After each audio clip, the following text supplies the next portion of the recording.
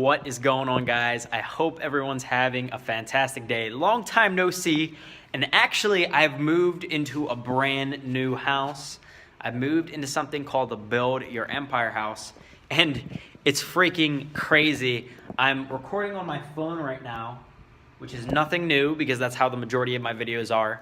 But I recently moved into this mansion right here in Phoenix, Arizona, Scottsdale, Arizona, whatever, Paradise Valley, Arizona, with three of my really good friends, Casey Adams, Kieran O'Brien, and then a content guy named Anthony Bartonkin. And we're out here working on this business called Build Your Empire, which is a media company that specializes in personal branding. And I'm recording this video to give you guys an update on how things have been changing for me because I just moved out here. I'm 20 years old, and it's pretty crazy because I've been living in my mom's house, obviously, and having her cook my food and, you know, basically being taken care of. And now I'm out here in the real world, and it's like, damn, like, what do I do? Like, how do I do laundry? Like, stuff like that. So I'm out here. And I'm still running my agency at the same time. What I want to actually do in this video is I want to talk about some tips, some sales tips for running your agency.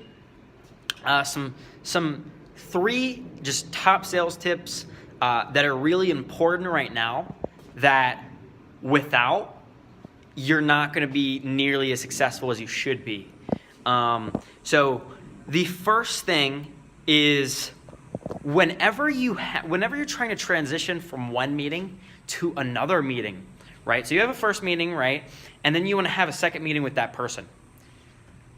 One issue that I've been having lately is I keep having a bunch of reschedules on my second meeting. I keep scheduling a first meeting and then a second meeting, and that second meeting, you know, people are, they keep rescheduling on me.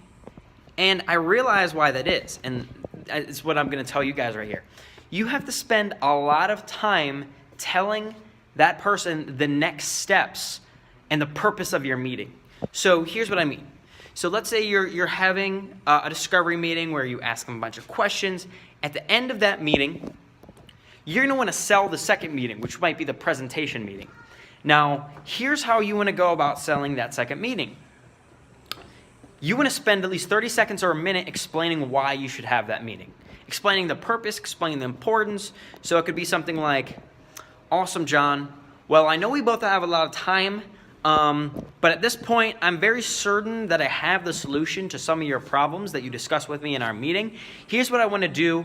I want to set up a meeting on a Zoom call, right, where you can actually see my computer screen, and during that meeting, I will give you what I believe the solution to your problems are, as well as show you how we've had success with our clients and how we've helped them reach the goals like you mentioned.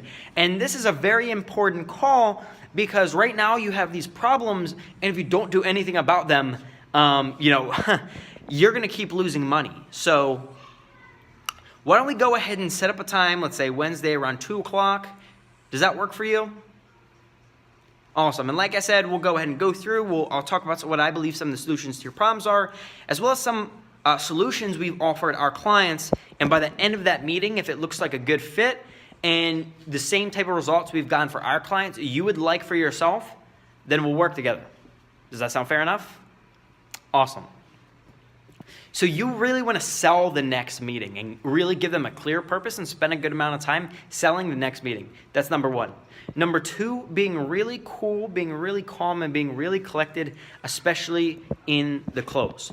So especially when people are giving you objections, or when people are asking you hard questions, or when you are going ahead and you are looking to close the deal, that's when a lot of salespeople crack, right? They lose their cool. They lose their calm. You want to be super calm, cool, and collected the entire time you're having the meeting. You don't want to be a super fast talker. You want to do the majority of the listening. And when they ask you, when they give you an objection, you don't want to go on a rant doing a lot of talking. You want to give very succinct, very precise answers and do it very calmly and collectively.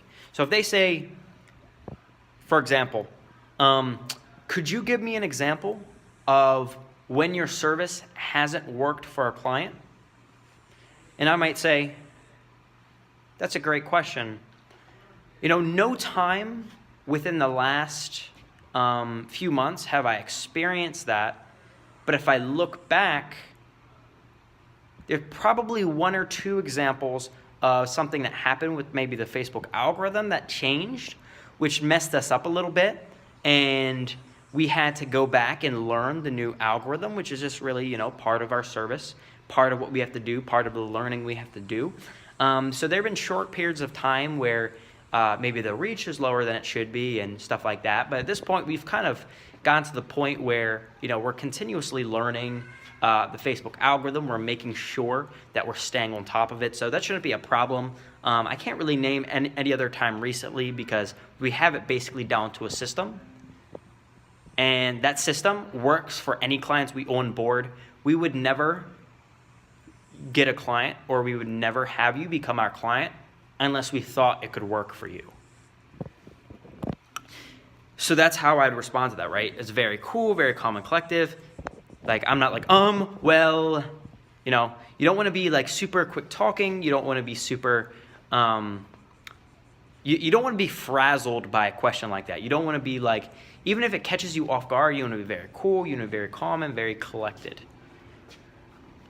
And so that's number 2, and that's especially important during the close, right? And now number 3 is you want to say the price with complete confidence.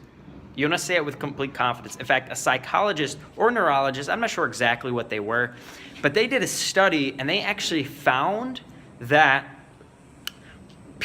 salespeople who go ahead and say the price with conviction close something like 40% higher than salespeople who do not. Some ridiculous percentage like that really surprised me. So here's how I mention the price. I say, I'll say, awesome, John, at this point, have I earned your business? They might say, yeah, but it depends on the price. And I'll say, or they might say, yeah, so, what would the price be? And I'll say, great question, John. I can tell you, I'm going to give you a couple different options, but I can tell you it's going to be no less than $1,500 a month plus at least $1,000 in advertising. And then I might say something. Does that make sense? So I'm going to give you a couple different options on different types of solutions that you can have, but I can tell you that the base price is going to be no less than $1,500 a month. But I'm going to give you some other options if you're looking for something more robust. Does that make sense? So I'll say it with confidence. I won't be like, well, I can tell you it'll probably be, maybe around $1,000 a month. And then it's like, salespeople will say their own price and almost cringe at their own price. They'll be like, oh man, I hope he doesn't think it's a lot of money. Oh man, it's $1,000 a month. I'll be like, $1,000 a month? That's not how you want to be. You want to say it with complete confidence, because the thing is, people's brains are very reactive to the tone of your voice. And if you say something like you're afraid or upset, it's going to trigger that reaction in their head. So if you say it calm, it's going to be no less than $1,000 a month. It's going to be absolutely no less than $1,500 a month. But I give you a few options for that, but I can tell you that it's going to be no less than that. So you want to be confident. If you're confident, then they will think in their head like, okay, $1,500 a month. It's worth that. That's the type of reaction that you'll get from them, as opposed to, oh man, I don't know if I can afford that. So that's what I would say, guys. Those are 3 major tips. I'm going to start recording videos a lot more. Really, YouTube is really very much a side thing for me. Very much if I have like 10 minutes, I'll just go ahead and record a quick video. It's not something like, it's not like something where I spend a lot of time doing it and I want to make it another stream of income. I really just want to provide you guys with value, and that's really my goal here. So I'm debating on recording some higher quality videos and spending more time and having a more time investment, but I have a ton of different priorities, and I don't really know if I want to make this like a major priority, but I'll tell you what is my priority: providing you guys with value. So I hope this was valuable to you guys. Tristan Vision out. Follow me on Instagram if you don't already, at Tristan, Tristen Vision, same as my YouTube username. And I'm always open to consulting, so DM me if that's something you're interested in. And anyway, guys, I'll see you in the next video.